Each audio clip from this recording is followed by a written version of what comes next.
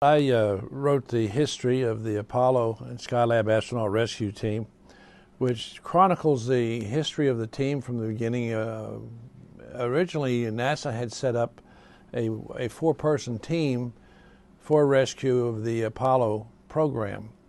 And after the Apollo 1 fire in January 1967, NASA realized that four people were not enough. And so they developed a team that included 9 firefighters who were specially trained to rescue and work with the command module in terms of going in, opening the command module, making it safe, and extracting the 3 astronauts from the vehicle. That process was rewritten in 1968, and I was privileged to be one of the original members of the Apollo astronaut rescue team. And I can recall the excitement of the launch. We're sitting there about 1,500 feet from the Saturn V rocket, and the roar and the vibration, and the armored personnel carriers just vibrated and moved about 2 feet. And that was quite an exciting time. And the members of the astronaut rescue team were all volunteers. They volunteered and were selected from within the Kennedy Space Center Fire Department. And in 1972, a permanent team was established, and I served on the permanent team through Apollo 17 and the entire Skylab program. It was very interesting. I met a lot of interesting people. One of my favorite folks was Jules Bergman, who was the ABC science editor, news editor for the Science and Space program. He was a very interesting individual. And every time that the news media would come in for the Apollo launches, I'd spend some time visiting with Jules, and I also got to spend some time with Walter Cronkite.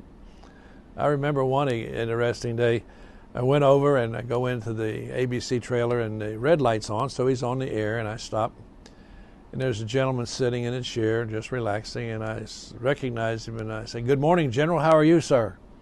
And he sort of smiled and said, "A lot of people didn't know I was a general." I said, "Yes, sir, I know you had a distinguished career in World War II in Korea." And we chatted a while, and I was in uniform, and he said, "I'll bet you're here to see Jules. He told me he had a friend coming over from the fire department."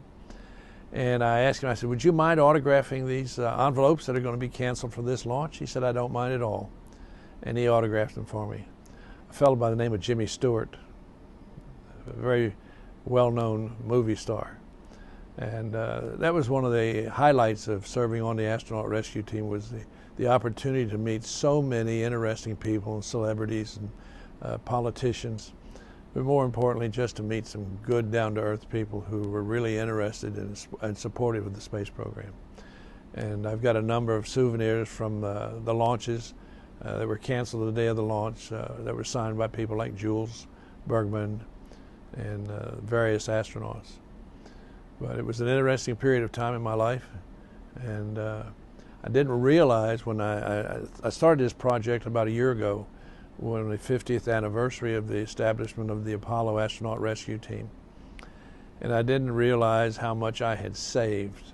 And I have some filing cabinets where I have folders for every year since 1955, and in each of those folders is something that was important for that year.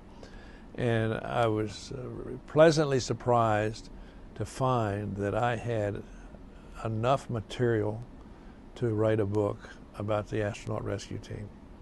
And so it's been a challenge, and all of the proceeds from the astronaut rescue team are being donated to the National Fire Heritage Center, which is a nonprofit.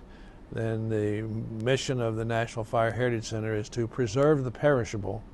And basically, that's the work of fire service leaders that they've kept over the years. And my filing cabinets will end up being donated to the National Fire Heritage Center, because they contain a lot of the research that I've done for this book on the Apollo astronaut rescue team.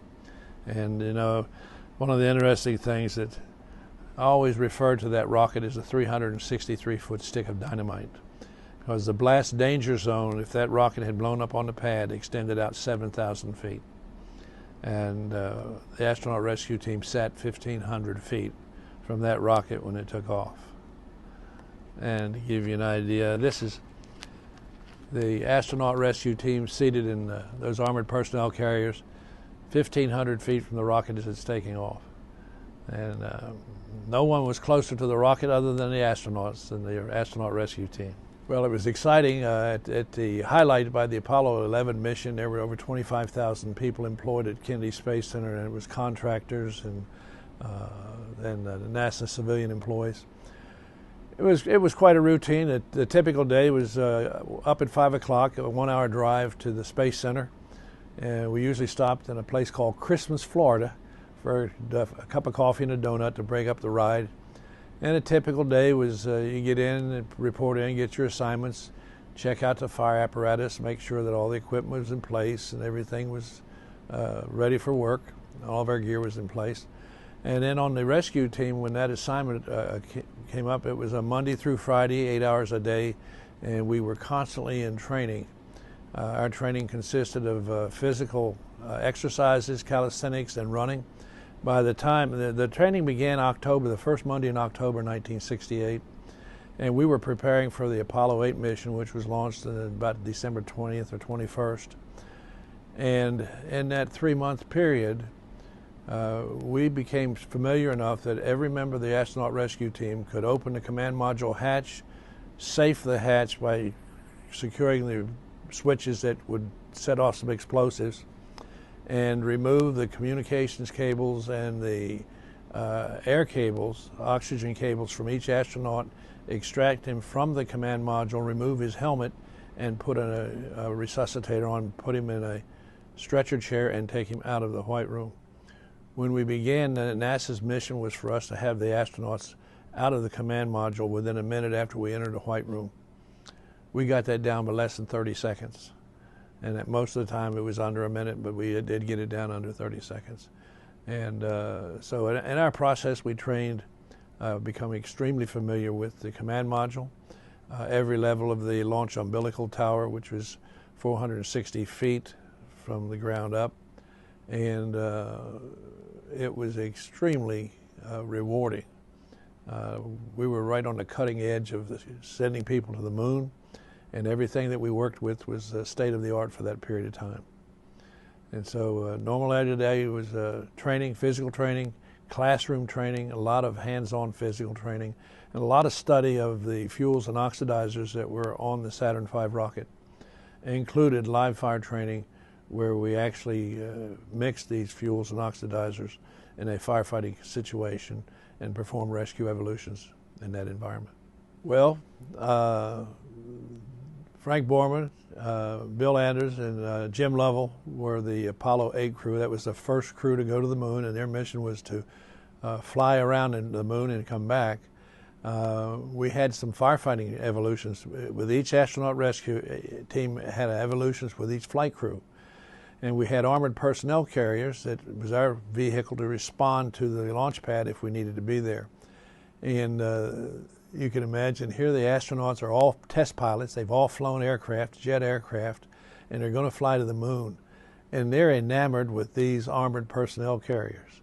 And although early on they didn't want us to let the astronauts drive those things, but we did. And I will never forget, Colonel Joe Engle really had a ball driving an M113 around the training area at the Kennedy Space Center.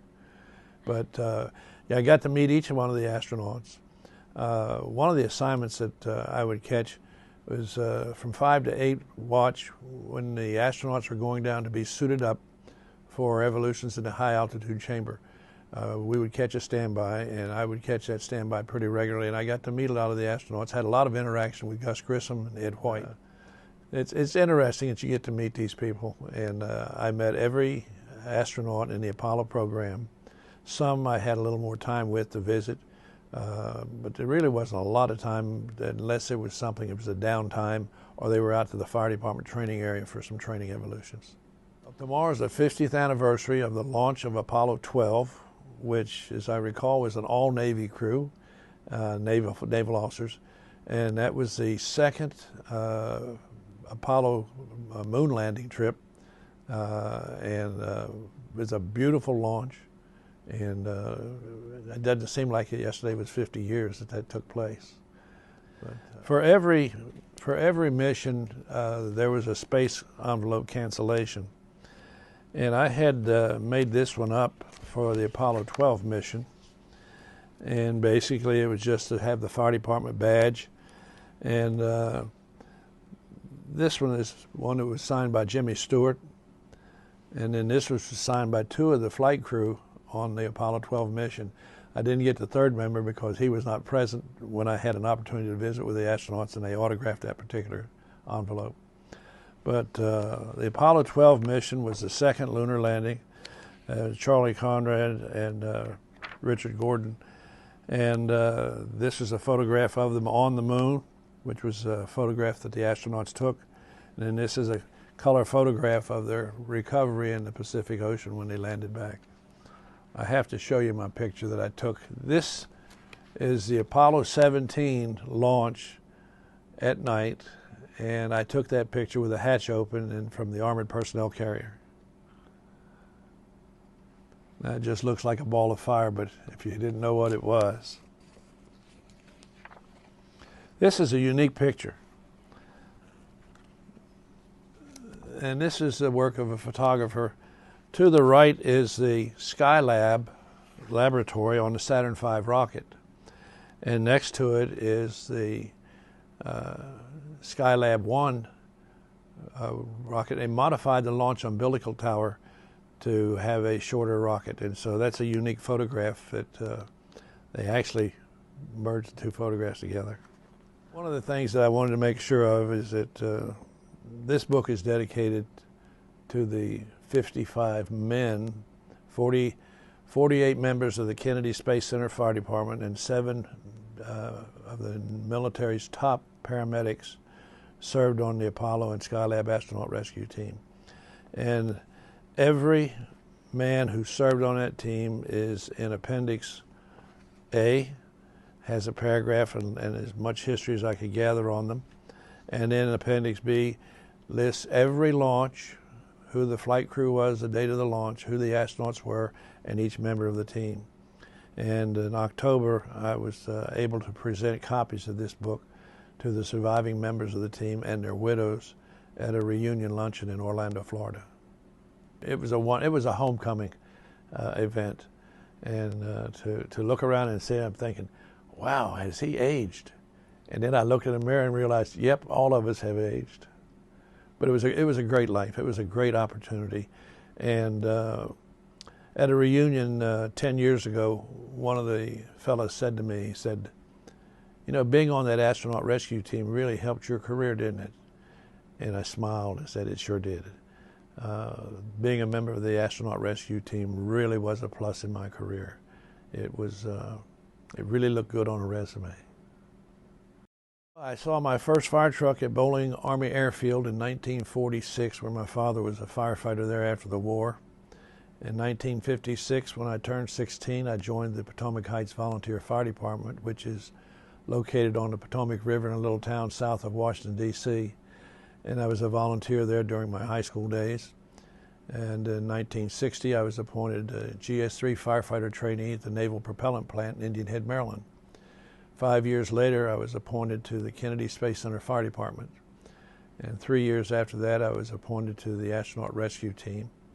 In 1974, I resigned from the Space Center to become the fire chief of the Lake Barton Fire Control District in Orange County, Florida.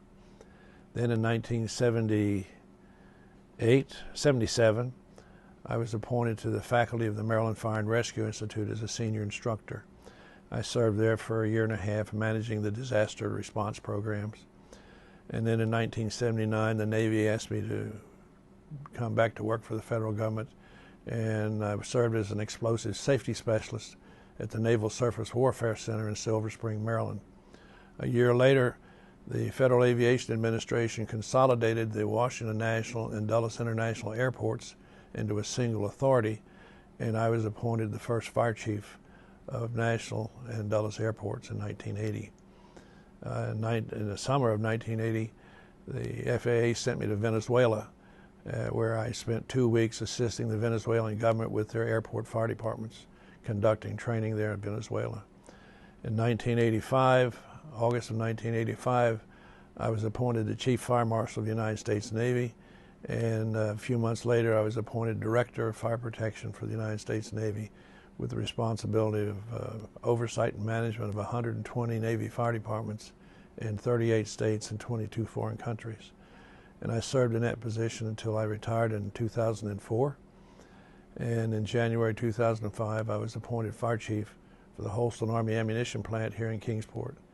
And I served there for 13 months, and resigned to do some more work in terms of consulting work. I've continued to work. I've served as President of the International Association of Fire Chiefs, Vice President of the Institution of Fire Engineers. I'm currently President of the National Fire Heritage Center. And I continue to be active. I serve on an EMS committee for Hawkins County government, and I'm part of a committee of volunteers working to improve life safety here in Hawkins County.